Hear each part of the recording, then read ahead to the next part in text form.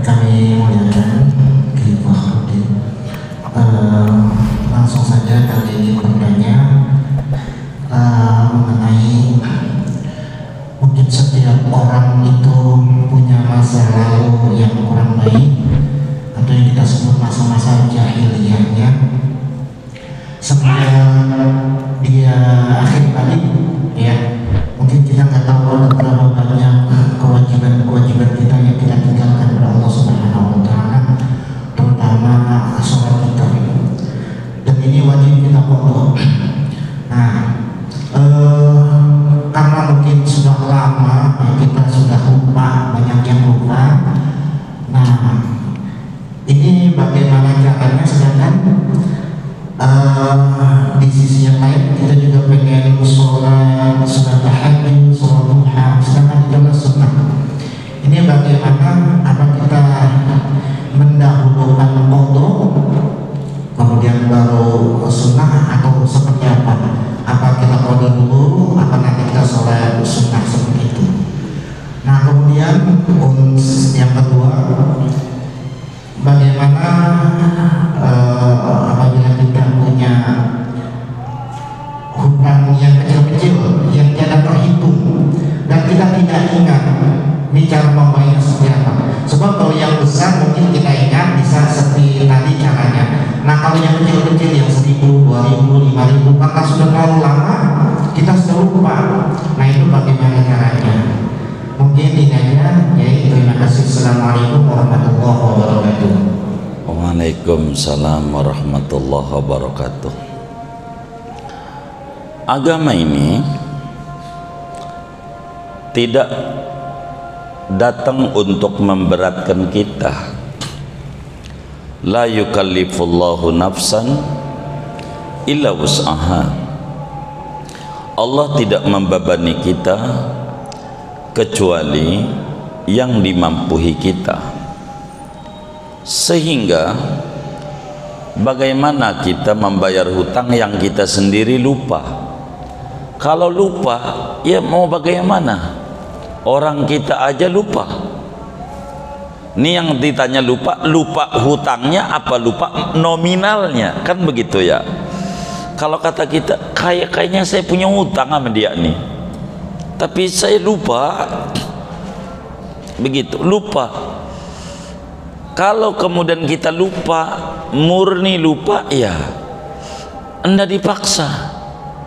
Inna Allah subhanahu wa ta'ala qad tajawaza li ummati al khata'a wan nisyan wa mastukrihu alaih.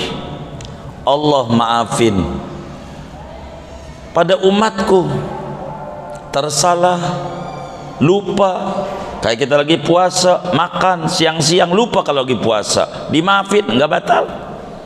Lupa sama seperti kalau lupa bagaimana, ya susah kalau lupa. Tapi kalau lupa nominalnya, apa 5.000 apa 10.000, apa 5.000 apa 10.000, saya minjem sama Bang Udin 5.000 apa 10.000, bila kayak begini cara bayarnya 10.000. Andai ternyata 5.000, maka yang 5.000 sedekah, ganjarannya buat kita. Andai ternyata 10.000, bebaslah kita tuntutan dari si Udin di akhirat nanti kepada kita. Itu begitu nominalnya, begitu. Ini masalahnya orangnya juga lupa, nominalnya juga lupa. Ini namanya lupa, jangan dipaksa. Stres mikirin yang kita sendiri kagak ingat. Yang kayak begitu masih banyak yang kita ingat, yang ingat-ingat dulu. Jangan yang kita kagak ingat, moga nanti Allah kasih ingat. Begitu.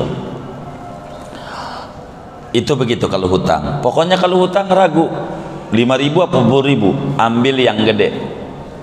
Kalau sholat enggak, 3 apa 4 nih, 3 apa 4 nih dohor nia, 3, ambil yang kecil. Begitu kalau sholat. Kalau utang, ambil yang gede.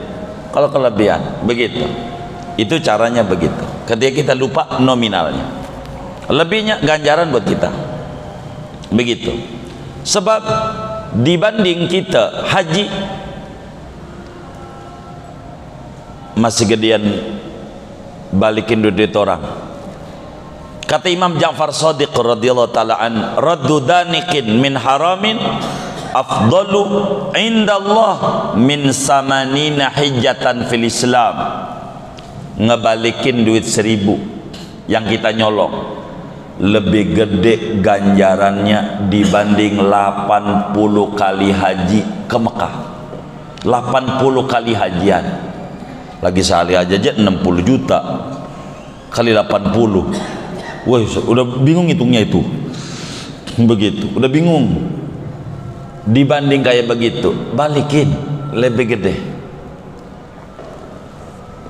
Dan ini salah satu tanda haji mabrur. Apa tandanya orang itu haji mabrur? Sebelum haji balikin yang kayak begitu. Begitu. Sebab ketika kita ngomong labbaik, kata Allah ngutus malaikat, kamu tidak labbaik. Kamu berangkat ke Mekah mengikuti hawa nafsu, bukan mengikuti tuntunan Rasulullah. Balikin dulu yang pokok-pokok. Mau ngapain kita? Ada aturan.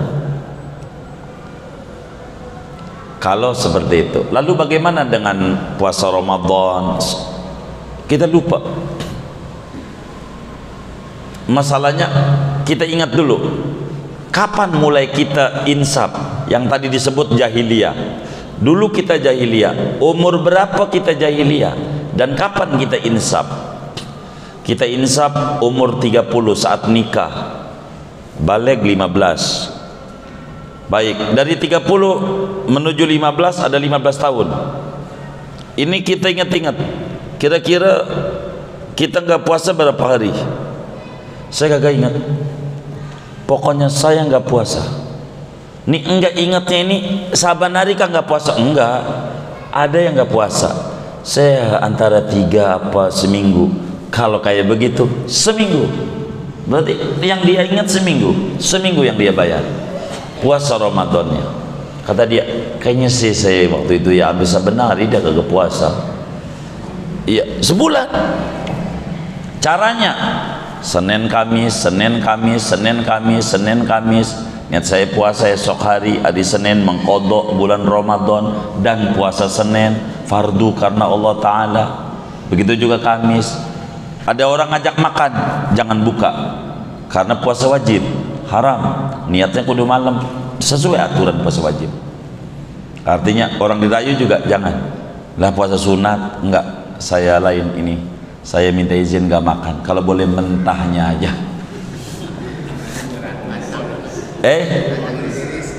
Iya gitu. Gimana Ustaz Ali? Oh iya. Jangan, karena ini qadha. Senin Kamis Rajab puasa Rajab, Arafah puasa, ambil aja kayak begitu. Jadi saudara waktunya kerja qadha begitu, ringanan. Ini Imam Haddad yang ngajarin. Demikian dengan sholat. Bagaimana dengan sholat? Kita nggak sholat dah dari kecil. Beneran dah. Saya nggak sholat, udah los saja dah. Oh begitu. Kapan insaf? Ya umur 30, 15 tahun. Baik. Hitung. Setahun 365 hari. Hitung kali 5 kali 15, kan begitu? Betul nggak? Baik. Caranya bagaimana? Gampang. Ini caranya, saya ajarin. Pakai tanggal yang mudah, biar gampang nih. Kapan? 1 Januari. Kalau kita orangnya pakainya Masehi biasanya. Baik, 1 Januari kita janji sama Allah, ya Rob, di 1 Januari kan orang pada tahun baruan, kita duduk zikir, ya Rob, saya menyesal sebagai muslim tidak mengerti kewajiban. Saya janji tidak akan mengulangi. Ya Rob, saya mohon kepadamu jangan cabut nyawa saya sebelum saya lunas hutang-hutang saya sama engkau. Jangan cabut. Ini kalimat pembelaan di akhirat nanti. Caranya ikut Imam Haddad aja. Meski Fathul Muin, saudara bisa lihat itu dalam uraian Fathul Muin, dan cukup banyak itu videonya ini, RTQ TV itu. Contoh Imam Haddad aja pada bagian ini. Imam Haddad cukup ringan, dan ini mualim Syafi'i Hadami mengajarkan ini, meski yang muktamad dalam madhab seperti apa yang ada dalam Fathul Muin dan kitab-kitab fikih lainnya. Caranya, habis dohor qada dohor, habis asar qada asar, habis maghrib qada maghrib, habis isya qada isya, habis subuh qada subuh. Terus saja kayak begitu tuh. Itu tahun 2023, sekarang ini udah 2024, udah Mei, berarti kita udah lunas setahun. Begitu gampang hitungnya, gampang, udah lunas setahun. Terus saja kayak begitu, terus saja kayak begitu aja, terus. Ini ringan, dan ini yang difatwakan oleh Muallim Syafi'i Hadami. Ada contoh kasus, saya tidak mau sebut nama nih orang, sebab ada video. Kalau nggak ada video saya sebut nama nggak apa-apa ini, karena pelajaran. Ada video nggak enak saya.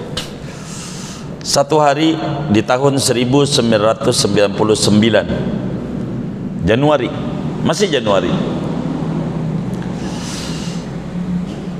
di Masjid Muallim Syafi'i Hadami, di Masjid Al-Ashiratus Syafi'i di Kampung Duku, depan Gandaria City sekarang. Ada bapak-bapak habis sholat asar doa, lalu bangun lagi sholat. Kita tak mau nyalahin, karena bisa saja dia sholat qobliyah asar yang ketinggalan, bisa jadi dia qadha dan seterusnya. Intinya setelah salam saya gandeng ini bapak ini tinggalnya di Kemayoran. Kata kita, "Beh, minta izin kalau boleh tanya, boleh nggak?" Kata dia, "Boleh." Nih buat pelajaran masalahnya. Kata beliau, "Boleh." Ada apa ustadznya? Kalau saya boleh tahu, tadi itu habis sholat asar tuh sholat apa ya? Kata si babeh ini bilang, "Begini ustadz, itu qadha asar."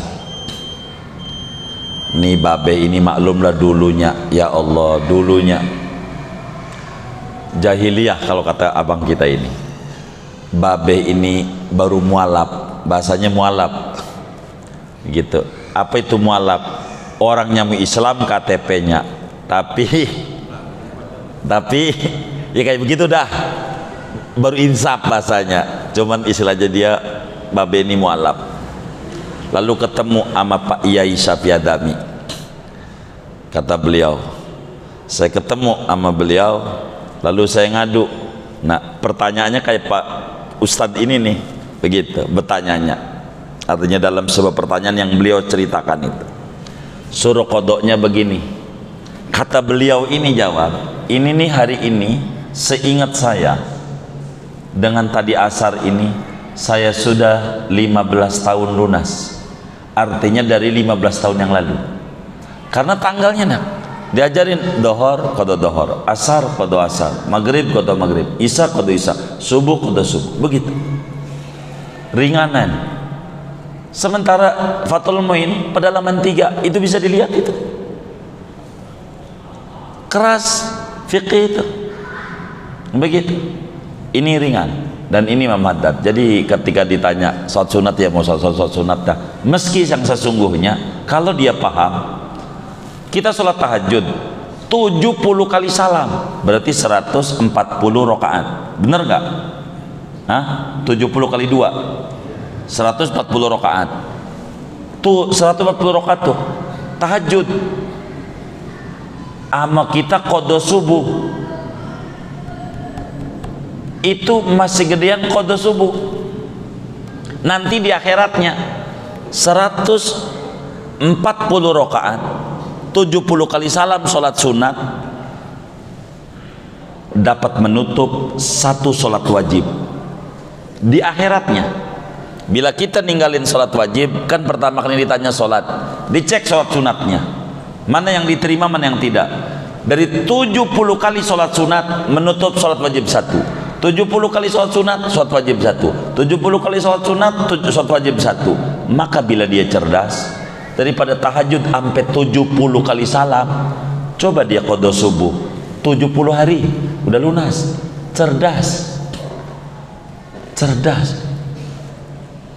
Duha 70 hari, 2 bulan 10 hari. Duha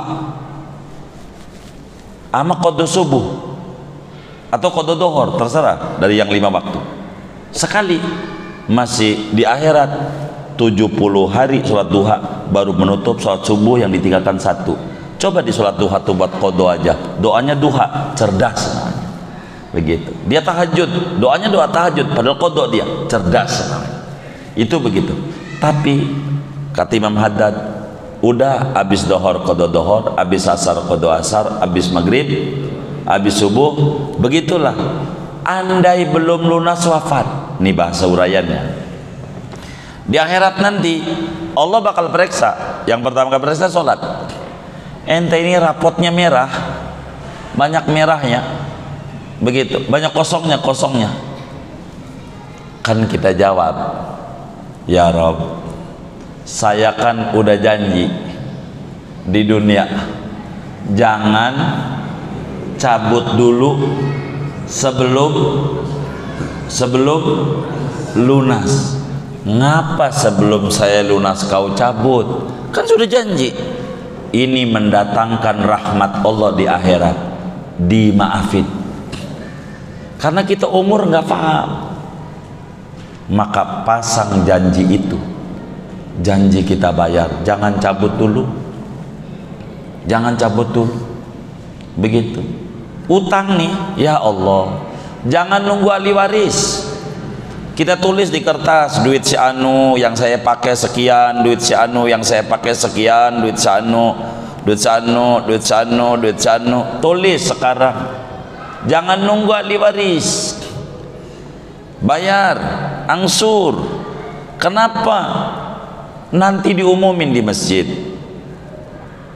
Saudara, bila almarhum, kan suka begitu ya, ada urusan sangkutan utang piutang, maka utang almarhum ini, kata pengurus masjid, Ustaz Habib yang ngumumin, ini diambil alih oleh kami, keluarga daripada almarhum. Akhirnya ini ada kasus, ini kisah nyata yang saya sampaikan. Adalah si almarhum ini punya utang, ditagih sama bininya. Kebetulan dia punya bini 2, yang almarhum.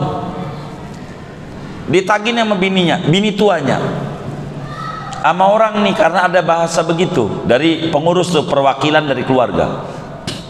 Kata keluarga nggak bisa ngomong, jadi pengurus ngomong. Suami ibu punya utang sama saya 5 juta, kata orang nih. Au kagak gua duitnya, kata bininya. Begitu.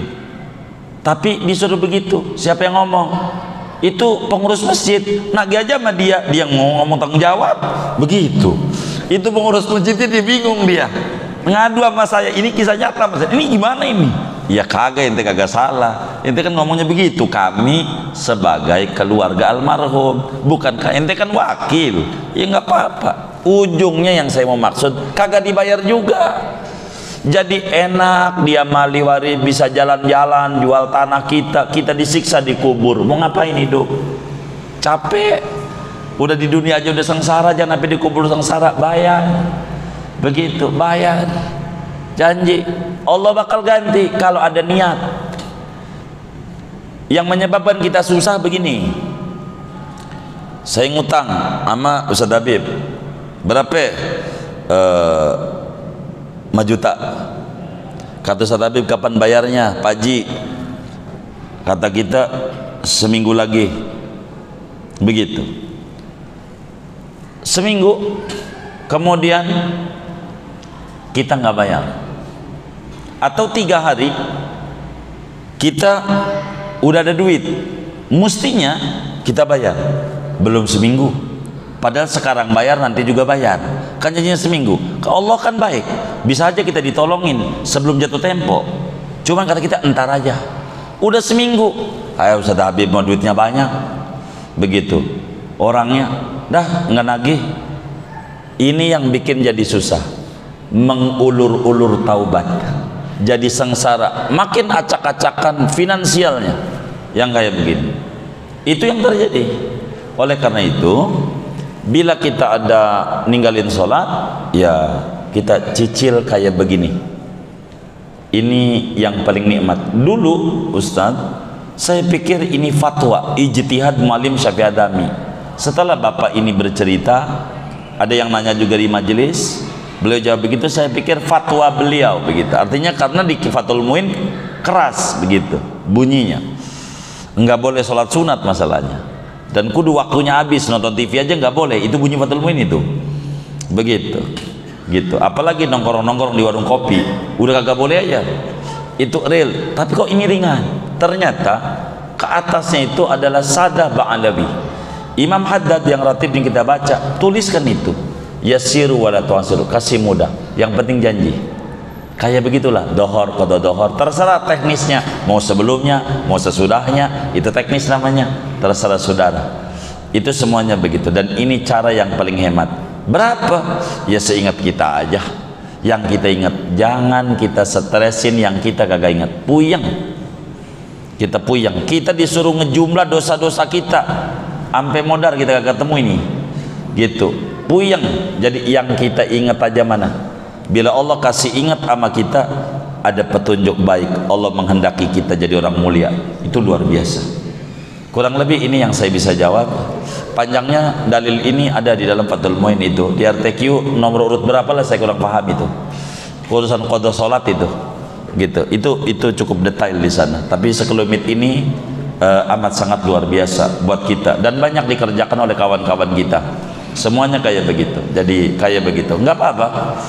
Ini agar supaya kita terbebas. Ini namanya hakikatut taubat, taubat yang sesungguhnya. Kurang lebih demikian, segini aja. Kita baca Fatihah.